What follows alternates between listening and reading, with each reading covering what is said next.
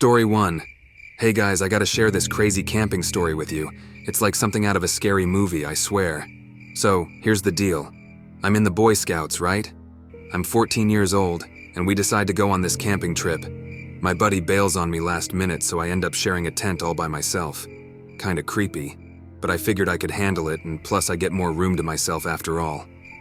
We set up camp. Most of the tents were pitched quite far away from each other. We roasted some marshmallows over the fire, the usual camping stuff. Then, as it starts to get dark, we gather around the campfire and start telling spooky stories. I gotta admit, I was starting to feel a little jittery. Eventually, the scout leader tells us it's time to hit the hay. I crawl into my tent, trying to shake off the creepy vibes from the stories. I drift off to sleep, but I wake up at some point in the night. I hear footsteps outside my tent, rustling around in the leaves. At first, I think maybe it's just one of the other scouts, but then I start to get this weird feeling in my gut. I call out, "Hello?" And that's when things get really freaky. The footsteps pause for a second, then start moving towards the edge of the woods. I'm frozen in fear, my heart pounding in my chest. But then, about 10 minutes later, the footsteps are back. Only this time, they're right outside my tent. I work up the courage to unzip the tent flap, and what I see chills me to the bone. There's this tall guy, like 6'3", standing there with this creepy smile on his face. He puts his finger to his lips like he's telling me to be quiet. I don't waste a second. I bolt out of that tent, sprinting over to the scout leader's tent faster than you can say, scared out of my mind.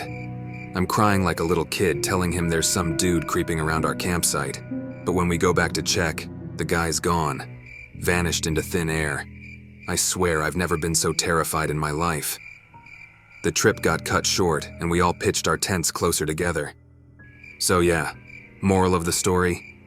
Camping trips can be a blast, but always trust your gut. You never know who might be lurking in the shadows, waiting to give you the scare of a lifetime. Story 2. Hey guys, I gotta tell you about this camping trip me and my buddies went on. It started off as a good time, but man, it took a turn for the worse real quick. So there's 4 of us, right? We're out in the woods, camping under the stars on a hot summer night. We're drinking, shooting the breeze, talking about life, talking about girls. You know how it goes. We even went late night fishing, blasting tunes and having a blast. But things started to get a little out of hand. We got so drunk we could barely stand straight, and it got to the point where every little thing was funny.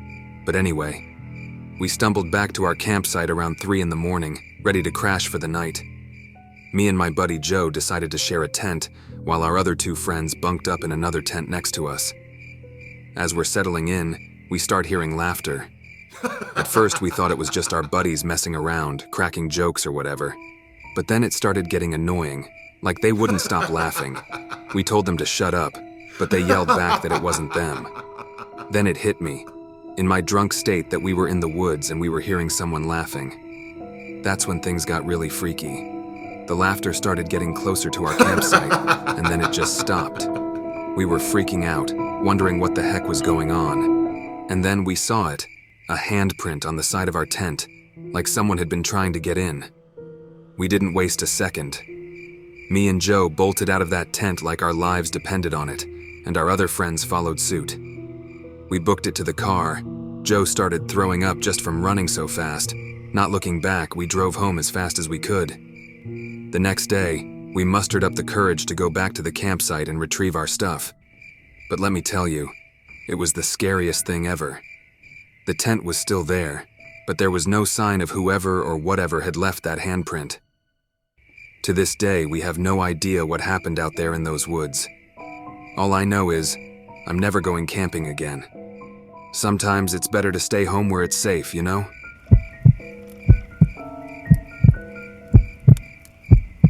Story 3. I was camping in NE, Ohio by myself. I was on 3rd and final night there, woke up to piss, walked about 10 feet from my hammock, and noticed a headlamp about 100 feet from me. I watched it for about 10 minutes. I watched him stand up, sit down. I got my boots on and I grabbed my hatchet and started to walk to the right of my campsite.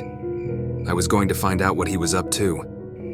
I got about 50 yards from my site and started walking towards him when I noticed another headlamp, about 40 feet from me and walking around. I hit the ground and threw some leaves on me. He walked about 10 feet from where I was laying. Then he stopped, lit a cigarette and finished his beer. He threw his can on the ground. After he got far enough that he couldn't hear me, I got up and started walking towards the first guy. I got close enough to him that I can hear his phone receiving messages. I moved up closer to him quietly to where I can see his face lit up from his cell phone. That's when he stood up and started walking towards my hammock.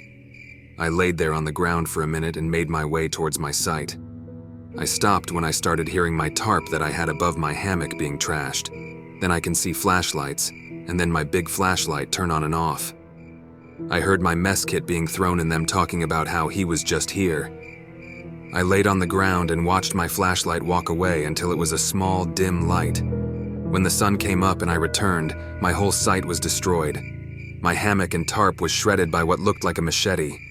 My mess kit was stomped on. They took my backpack, rain gear, and flashlight. I went to the spot where I seen the first guy and found chew pouches, 8 empty beer can, and an empty lighter. I walked to where I seen the other guy and found an empty bag of powder which turned up to be meth. A mess of cigarette butts and a pile of shit with no toilet paper to be found. Ever since this experience, I have promised myself I will never go camping alone again.